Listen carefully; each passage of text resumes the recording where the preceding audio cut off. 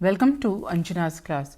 Students, today we are going to deal with the multiple choice questions from your class 10th English book First Flight, and we are dealing with the lesson 2 stories about flying. So let's begin with the question number 1. Question number 1. Who is the author of his first flight? His first flight इस lesson के लेखक कौन हैं? A. Liam O'Flaherty, number B. Frederick Forsyth, number C. Roald Dahl, number D. Paulo Coelho. And the answer is A. Question number 2. Who is the author of Black Aeroplane? Black Aeroplane जो lesson है इसके author यानी लेखक कौन है? A. Liam O'Flaherty, number B. Frederick Forsyth, number C. Roald Dahl, number D. Paulo Coelho. And the answer is B. Frederick Forsyth. Question number 3. The lesson his first flight is about जो हमने ये lesson पढ़ा है his first flight, ये किसके बारे में है? Option A pilot, option B seagull, option C parrot, option D pigeon. And the correct answer is B. Seagull. His first flight ये लेसन है, ये सीगल पक्षी के बारे में है, उसकी पहली उड़ान के बारे में है. Question number 4. Why was he afraid to fly? वो उड़ने से क्यों डरता था? A. He was a coward, B. He was afraid his wings will not support him, और वो ये भी भयभीत था कि शायद उसके पंख उसका साथ नहीं देंगे. Number C. He was afraid that every one would जज हिम, और वो डरा हुआ था कि हर किसी की दृष्टि उसकी तरफ है. D. Both A and 1 and 2. And the correct answer is B. He was afraid his wings will not support him. वो डर रहा था कि उसके पंख उसका उड़ने में साथ नहीं देंगे. Question number 5. What did his parents threaten him with if he didn't flew away? उसके माता पिता ने उसको किस चीज़ की धमकी दी यदि वो नहीं उड़ता? Option A. To never talk to him, कि वो उससे कभी बात नहीं करेंगे. बी. टू पनिश हिम, उसको दंडित करेंगे. सी. टू स्टार्व हिम, उसको भूखा रखेंगे. डी. टू अबेंडन हिम, उसको छोड़ देंगे. And the correct answer is C. To starve him, उसको भूखा रखेंगे. Question number 6. What were his parents teaching his brothers and sisters? उसके माता पिता, जो सीगल पक्षी था उसके माता पिता उसके भाई बहनों को क्या सिखाते थे? A. To perfect the art of flying, उड़ने की कला में कैसे निपुण हो. B. To skim the waves, लहरों पर कैसे तैरे. Number C. To dive for fish, मछली को किस प्रकार पकड़े. D. All of the above. D का मतलब है कि सभी जो ऑप्शन दिए गए हैं वो सभी. And the correct answer is D. All of the above. Question number 7. The sight of blank space maddened him, किसको देख के वो एकदम पागल हो गया?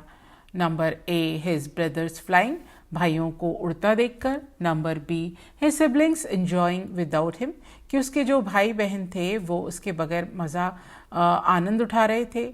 Number C. Option C. Food, भोजन को देख के. Option D. All of the above. ये तीनों option. And the correct answer is C. Food. जब उसने भोजन को सामने देखा तो एकदम से वो पागल हो गया, उत्तेजित हो गया और वो उड़ने के लिए आगे बढ़ा. Question number 8. What urge him to make his first flight? किस चीज़ ने उसको उड़ने के लिए प्रेरित किया? ए. हंगर, भूखने. बी. साइट ऑफ फिश, मछली को एक बार देखने पर. सी. करेज, साहस ने. D. Both A. 1 and 2. And the correct answer is 1 and 2. एक तो भूख और ऊपर से उसने जब मछली को देख लिया तो वो उड़ने के प्रति लालायित हो गया. Question number 9, why did his mother stop mid way while giving him the fish? उसकी माँ उसको मछली देते देते आधे रास्ते में क्यों रुक गई? A, she was mad at him, वो उस पर बहुत बुरी तरीके से पागल थी। To push him to fly out of hunger, और वो ये चाहती थी कि भूख के कारण वो उड़ना सीखे। C, she didn't want to give him the fish, वो उसको मछली नहीं देना चाहती थी। डी, शी गॉट टायर्ड, वो थक चुकी थी। And the correct answer is B, to push him to fly out of hunger, कि उसको धकेल कर भूख की वजह से उसको उड़ने की तरफ धकेला जाए। Question number 10, the title Black Aeroplane is based on? जो ब्लैक एरोप्लेन जो टाइटल है, शीर्षक है, ये किस पर आधारित है? A, the aeroplane that help the pilot, उस एरोप्लेन के बारे में जिसने कि पायलट की मदद की। B, aeroplane in the stormy sky, तूफानी आसमान में हवाई जहाज। B, the pilot's aeroplane, pilot के एरोप्लेन।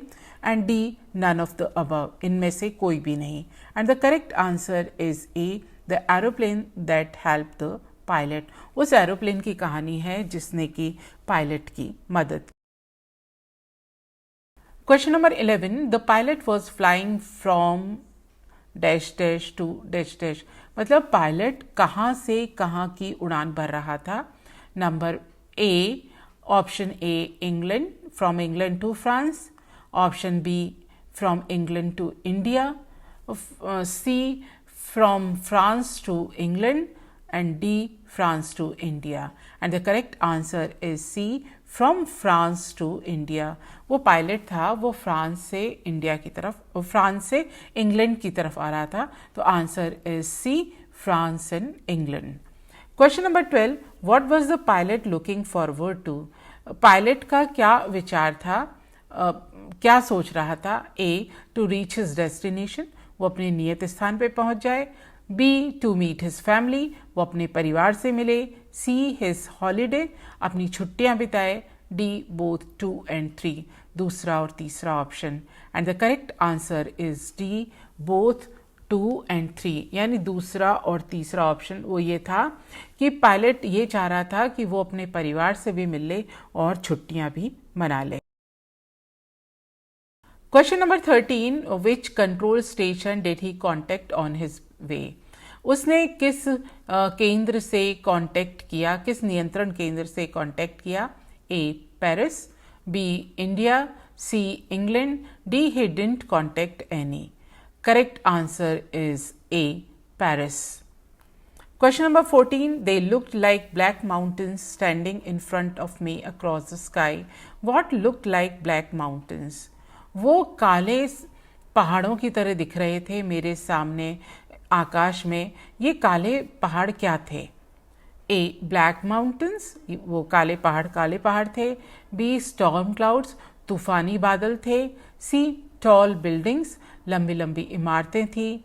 डी, ब्लैक प्लेटो, और या काला पठार। And the correct answer is storm cloud, तूफानी बादल। Question number 15, what risk did the pilot take? Pilot ने, विमान चालक ने कौन सा खतरा उठाया? A, flying back to Paris, Paris लौटकर। B, missing the breakfast he desired, जो नाश्ता करना चाहता था उसने उसको मिस किया। सी, ही टुक नो रिस्क, उसने कोई भी खतरा नहीं उठाया। D, flying his old Dakota straight into the storm, उसने पुराने डेकोटा विमान को सीधे तूफान में उड़ा दिया। And the correct answer is D, flying his old Dakota straight into the storm, पुराने डेकोटा को उसने तूफान में उड़ा दिया। Question number 16, what instruments had stopped working during the storm? कौन से इंस्ट्रूमेंट को तूफान में काम करना रोक दिया? कौन से इंस्ट्रूमेंट्स ने तूफान में काम करना बंद कर दिया? A, compass. B, radio. C, both of them. D, none of them. And the correct answer is C, both of them. Compass यानी जिससे दिशा का पता चलता है, उस यंत्र ने काम करना बंद किया और रेडियो ने भी काम करना बंद कर दिया। Question number 17, what was the pilot not sorry about? Pilot को किस चीज का दुख नहीं था? ए, मिसिंग इज हॉलीडे, अपना उसका हॉलीडे, वो हॉलीडे नहीं मना पा रहा था। B, driving the plane into the storm, तूफान में विमान को उड़ाने का। C, risking the lives of fellow passengers, और साथ ही जो यात्री थे उनका जीवन खतरे में डालकर। डी, बोथ 2 and 3, दूसरा और तीसरा भाग। And the correct answer is D, both 2 and 3। पहले इस बात का उसको कोई दुख नहीं था कि वो तूफान में उड़ा रहा है विमान, दूसरा वो पैसेंजर्स की लाइफ को खतरे में डाल रहा है क्योंकि उसके विमान में पैसेंजर्स ही नहीं थे। Question number 18, what did the seagull pretend was happening to him so that he could take his first flight? Seagull ने क्या समझने का नाटक किया जो उसके साथ घट रहा था जिससे वो उड़ान भर सकता था? ए, he was unconscious, वो अचेत था। B, he was falling down the cliff, वो दरार या पहाड़ी के ऊपर से नीचे आ रहा था। सी, he was falling asleep, वो सो रहा था, उसको नींद आ गई थी।